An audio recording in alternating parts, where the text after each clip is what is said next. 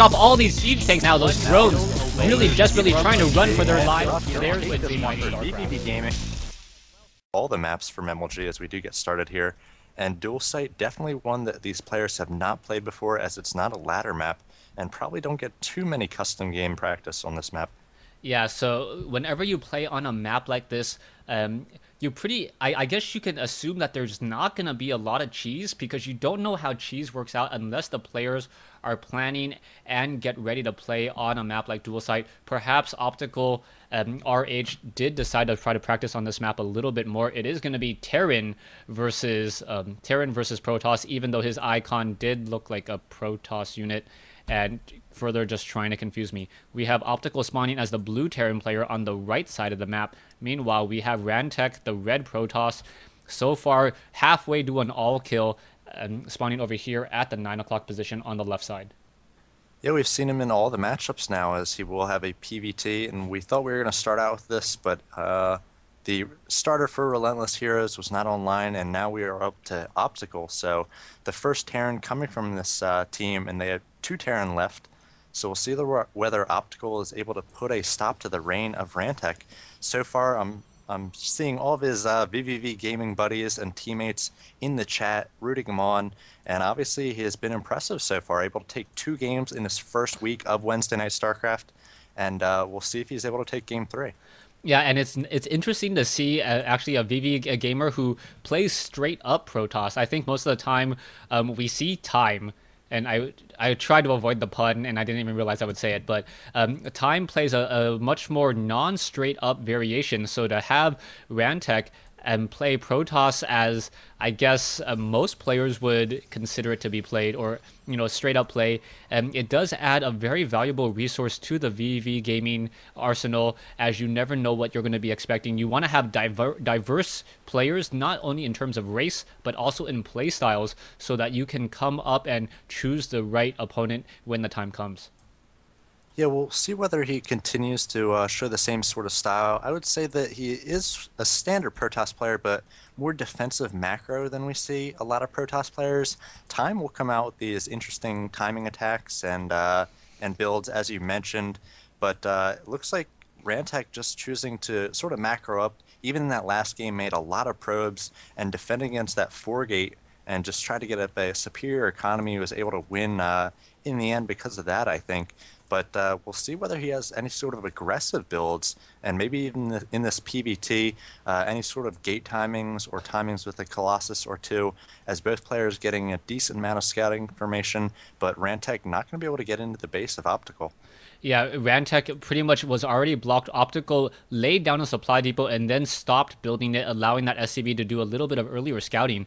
And whenever a Terran player does this, they normally are going for a fast command center. You can see that there is the command center now being built here to the right of the natural expansion. And Optical, I'm a little curious as to why it's being built so far away from his natural. I can't imagine him trying to actually lift off and land it. Most Terran players build it next to their starting location and then start mining away. And once they are at full saturation on their main base, then try to take it. We'll see whether or not Rantech will pay or make Optical pay if he tries to expand earlier than a Terran player really should. Yeah, it looks like Rantech getting down his own Nexus, so obviously he is reading the same signals that you are, and knowing that that fast expand probably coming from Optical, and he's going to get down a Nexus of his own, chronoing out Warp Gate tech as well, but just working off of 1 gate, the first Stalker on its way out, and he is going to be patrolling, looking for that scouting SCV. At the moment, Rantech also has the tower between the 2 players as well, and as you mentioned last week, those towers are just gateways colored as red gateways, and the name is unit name Xel'Naga Tower 2. So the IZ Cup guys are on this test bug. Some pretty interesting doodads and features here.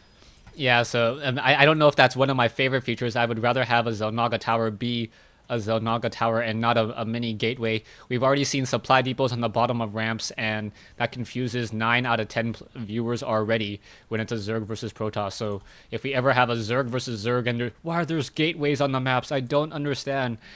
Yeah, we should try to, perhaps standardize it just a bit more, as Rantech will see this expansion now being set up by Optical.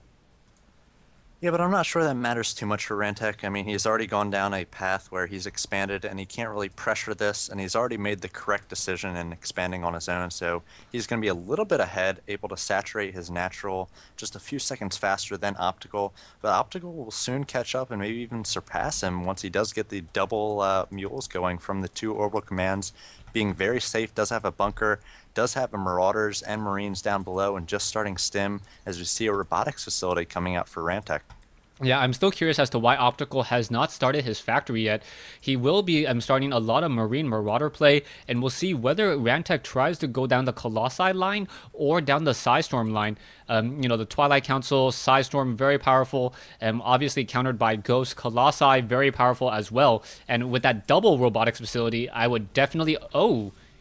he canceled his robotics facility the moment that scanner sweep went down, so I'm not sure if that was on purpose or on accident. Did he get it before the scanner sweep? So did Optical see it? Let's check his vision.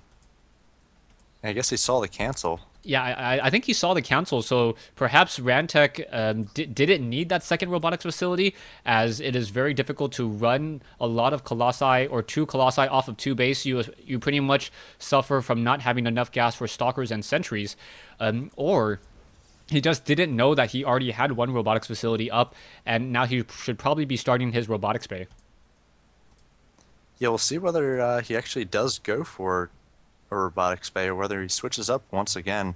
And we see him getting out a second observer, something I really like. Most Protoss players get out the one observer, but then they're just so vulnerable if that observer goes down to a scan. So I like getting out the two quick observers, not rushing to the robotics bay, and trying to get out those Colossi really quickly, as we do see him going for a Twilight Council instead. So I wonder if he'll even use that robotics facility for any units besides these observers. Just wants to be safe, as the first observer making its way into Optical's base will see everything. Yeah, it pretty much sees everything it needs to see. It sees quad racks, a starport with a reactor. He knows that a starport with a reactor means that Vikings and medevacs will be coming in. And I'm thinking that looking at Rantech and how he's actually patrolling with this map, he has played a couple practice games. You can see that there's a probe patrolling on the right side, and the reason why it's patrolling along this location here is, one, for drops, but two, this is one of the only few ways that you can actually get into your opponent's base without coming across any of these Xel'Naga caverns or Xel'Naga watchtowers. There is this, the vents here that you can pass through and then hug along your base and then come around the side over here as a factory of OpTicalRH, now attempting to do some scouting as well. Yeah, it's a slow scout over there, so we will be able to make it in. He'll at least be able to see the unit composition, as Rantech did scout that with that probe you mentioned, sending out a Stalker or two perhaps to try to take it down, but that Stalker going to have a little bit of trouble taking down the factory.